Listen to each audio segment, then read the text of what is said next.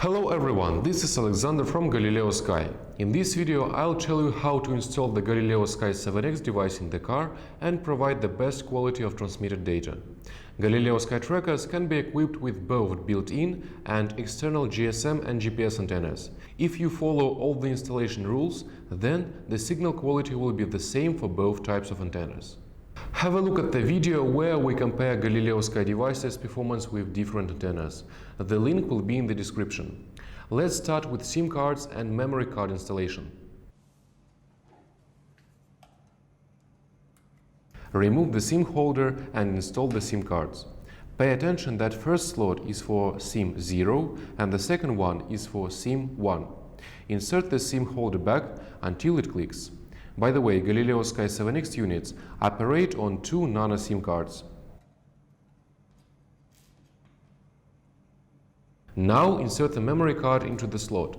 7X devices support FAT32 memory cards up to 32 GB and exFAT memory cards up to 512 GB.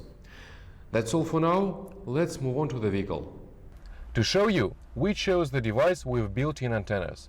They are located inside the body on the side of LED indicator, so the tracker should be fixed with Galileosky label facing up. The best place to install the device is behind the dashboard or as close to the windscreen as possible. Such a position will provide the best signal reception. In the Nissan Note, we found the perfect place that meets all the requirements for proper installation. Here it is. It is important to make sure that there are no large metal objects or wires between the tracker and the vehicle windshield. Ideally, only plastic parts should be above the device, which don't interfere with electromagnetic waves and don't shield the signal. Fasten the unit properly. This is necessary for track drawing and correct accelerometer operation. You can fix the tracker using the fixing holes in the case, plastic ties, or in any other convenient way. We don't recommend to install the unit deep inside the cabin. Don't put the device in the glove compartment or under the seat.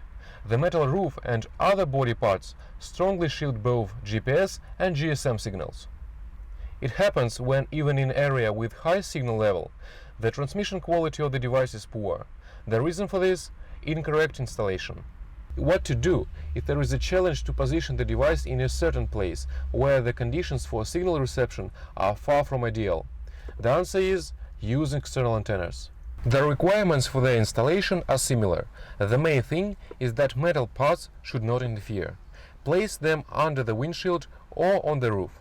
How to supply the unit? We recommend to connect to a power line that remains energized even when the ignition is turned off. This will allow the device to stay connected all the times. When external power is supplied, the tracker, GSM and GPS modules are launched. You can find out the status of the device through the configurator by connecting locally or by light indication. I'll show you how. A red LED indicates that the device is receiving external power.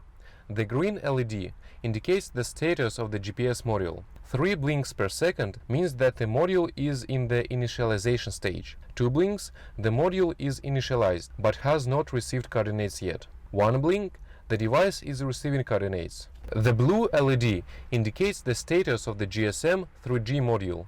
4 flashes per second, the module is off. 3 flashes, the module is initializing. 2 flashes, a GPRS session is established. 1 blink, the device is connected to the server. Other colors may appear depending on the tracker's model. You can read about them in the user manual. The tracker is installed and ready to go. You can change settings, download programs and update firmware by connecting remotely. So, we figured out how to properly install the unit in the car, place antennas and check the status of the modules. In the next video, I'll show you how to mount the wires in the device's connector block, as well as to connect to the lines of the onboard vehicle's network. That's all for now. Goodbye.